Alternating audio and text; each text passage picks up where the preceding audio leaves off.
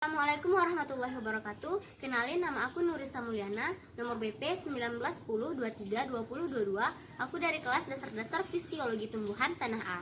Nah, kali ini kita akan melakukan percobaan transpirasi.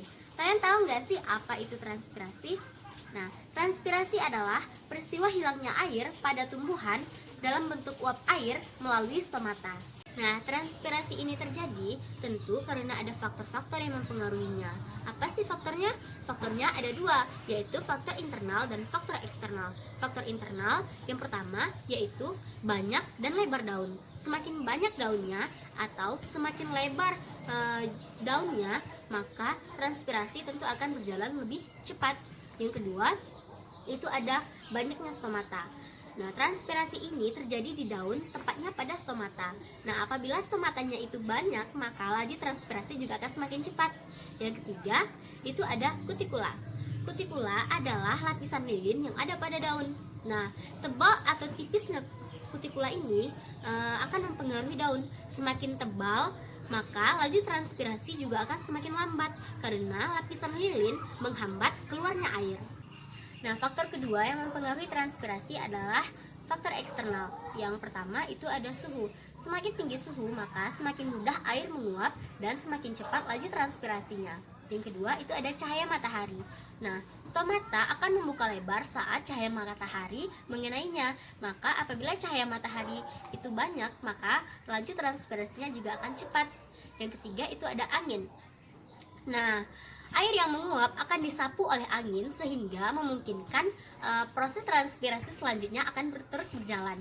Yang keempat itu ada kelembaban. Apabila kelembaban itu tinggi, maka proses transpirasi pun akan berjalan dengan lambat. Tujuan serta alat bahan yang kita perlukan. Percobaan ini memiliki tujuan untuk membuktikan adanya transpirasi. Nah, kita akan melakukan dua percobaan. Yang pertama itu untuk transpirasi lambat, kita menggunakan tanaman manggis, dan untuk transpirasi cepat, saya memilih tanaman daun salam.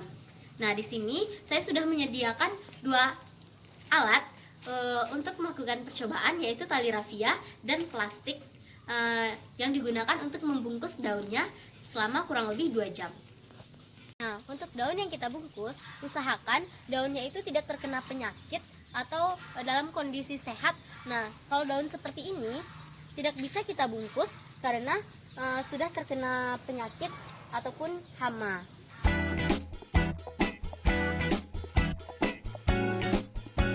Nah, semakin banyak daun yang kita bungkus di dalam plastik ini, maka hasil transpirasi yang akan kita dapatkan semakin banyak pula.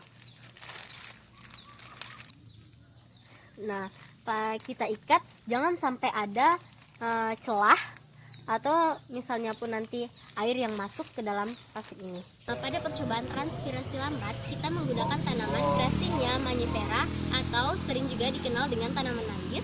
Nah, di belakang saya sudah ada tanaman manggis yang akan siap dibungkus dengan plastik dan juga diikat dengan tali rafia, seperti pada percobaan transpirasi cepat. Berhubung tanaman ini sudah cukup besar, jadi daunnya pun juga sulit untuk kita gapai, maka kita membutuhkan alat bantu, yaitu menaiki sepeda motor.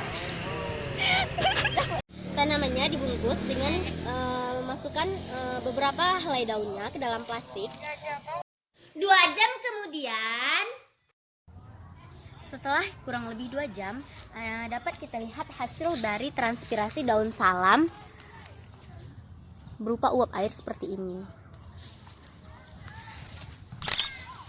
Kita buka daunnya dari plastik.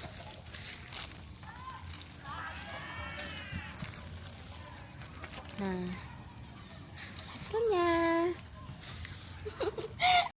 Nah, uap air seperti ini pada proses hasil dari transpirasi pada daun yang satunya juga.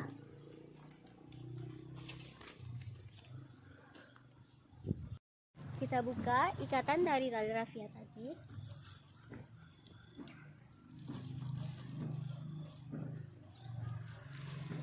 Agak susah pemirsa. Dan yang satunya lagi.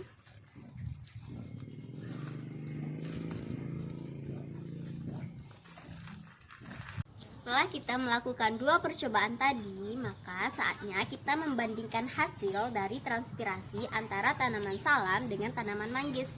Nah, dari hasil yang kita dapat, tanaman salam memiliki laju transpirasi yang lebih cepat daripada tanaman manggis. Kenapa? Karena air yang dihasilkan atau hasil dari transpirasi yang dihasilkan itu lebih banyak pada daun salam. Terima kasih sudah menyaksikan videonya. Semoga bermanfaat. Wassalamualaikum warahmatullahi wabarakatuh.